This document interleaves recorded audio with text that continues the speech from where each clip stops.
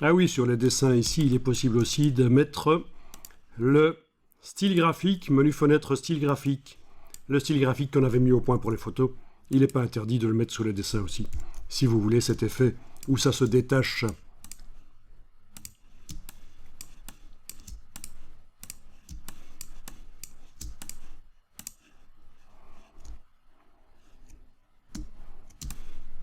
Ça peut être sympa. Mais attention, ombre discrète quand même, pas trop foncée. Fichier enregistré, je mets à jour le fichier de mise en page 12 que j'ai ici.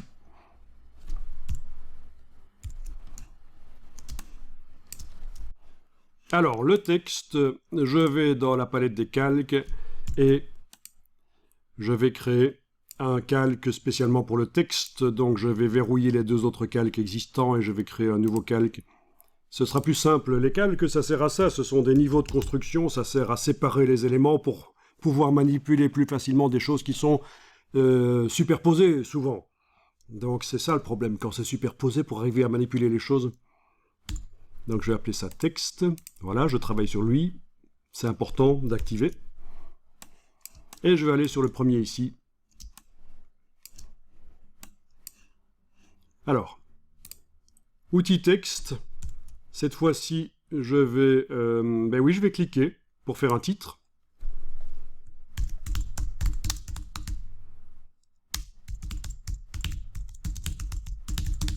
Voilà. Souvenez-vous que, et là je sélectionne avec la flèche noire la ligne, vous avez intérêt à aller dans la palette caractères, menu fenêtre texte caractère, enclencher l'alignement optique. Voilà. Au niveau de la dimension des caractères, vous pouvez changer là dans la palette caractères.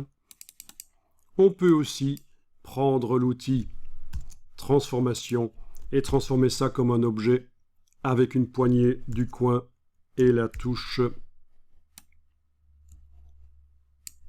majuscule.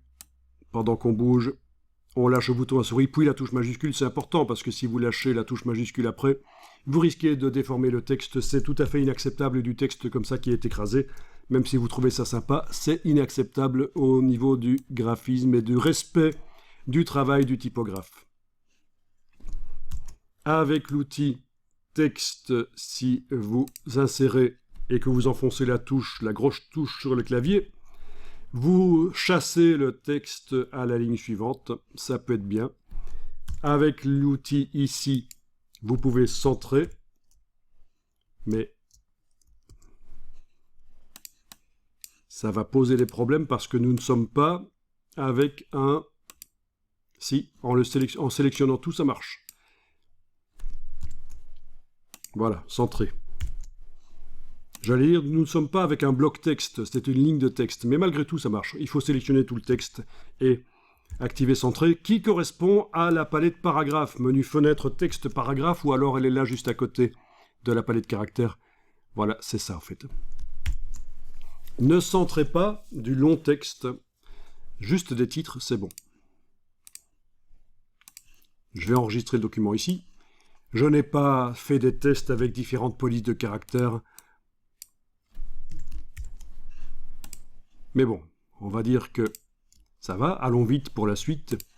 Ah tiens, voilà, je vais encore sélectionner avec la flèche noire cette ligne de texte. Et avec l'outil transformation manuelle, agrandir avec la poignée du coin, touche majuscule, voilà. Voilà, on va dire que c'est bon.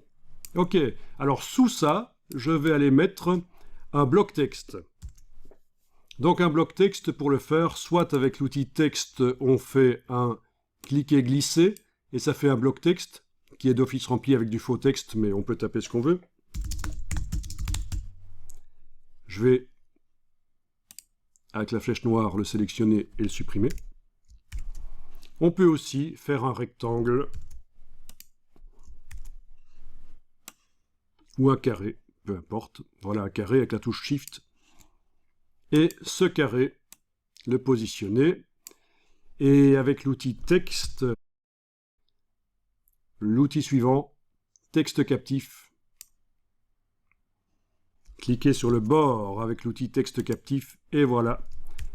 Et alors, comme je vous disais, attention, là, il a pris le centrage qu'on avait utilisé précédemment. C'est très mauvais. Je clique à côté. Vous voyez, du texte centré, du long texte centré comme ça, c'est très mauvais. Ça fait vraiment pas professionnel. Donc, dans ce cas-ci, je sélectionne avec la flèche noire le rectangle et je vais aller indiquer que je veux de l'alignement à gauche, par exemple. C'est mieux. Voilà. J'enregistre.